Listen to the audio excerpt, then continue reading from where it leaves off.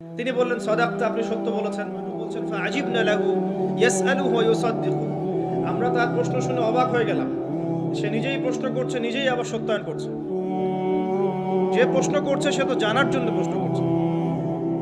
ছাত্র যদি ওস্তাদের কাছে প্রশ্ন করে যে ওস্তাদ এটা কি, ওস্তাদ বলে এটা এই, তখন সেই ছাত্র যদি বলে যে আপনি সত্য বলেছেন, তার মানে এই ছাত্র আগে থেকে উত্তরটা জানতো, তাই নয় কি? তার মানে এই প্রশ্ন করে আগে থেকেই জানে যে উত্তরটা কি হবে। তো দ্বিতীয় প্রশ্ন করছেন তিনি, বলছেন আখবিরনি আনিল ঈমান। ঈমান কি, আমাকে ঈমান সম্পর্কে বলুন। নবী সাল্লাল্লাহু আলাইহি ওয়াসাল্লাম বলছেন, ঈমান হচ্ছে 6টা বিষয় বিশ্বাস করা। তুমিনা বিল্লাহ, আল্লাহ বিশ্বাস করবে, ওয়া মালাইকাতিহি, তার ফেরেশতা মণ্ডলীর প্রতি, ওয়া কুতুবিহি, তার সমস্ত আসমানি কিতাবের প্রতি, ওয়া রুসুলিহি, তার সমস্ত রাসূলগণের প্রতি, ওয়াল ইয়াউমিল আখির, পরকালের প্রতি, ওয়াল কদরি খাইরি ওয়া শাররি, তাকদীরের ভালো মন্দের প্রতি।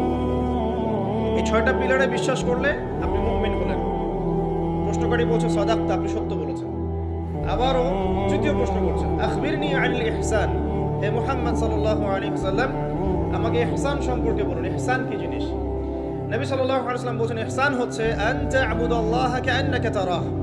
তুমি এমন ভাবে আল্লাহর ইবাদত করবে যেন তুমি আল্লাহকে দেখতে পাচ্ছ। ওয়া ইল্লাম তাকুন তারাহু ফাইন্নাহু ইয়ারাক। যদি তুমি আল্লাহকে দেখতে না পারো, জেনে রাখবে আল্লাহ ঠিকই তোমাকে দেখছেন। এই আল্লাহ কনসিয়াসনেসের নাম হচ্ছে ইহসান। কি নাম? ইহসান। ইসলামের ভিত্তি পেলাম 5টা, ঈমানের কয়টা পেলাম? 6টা। আর ইহসানের ব্যাখ্যা কি পেলাম? আল্লাহ কনসিয়াসনেস, মানে আল্লাহকে হাজির নাজির জেনে ইবাদত করা।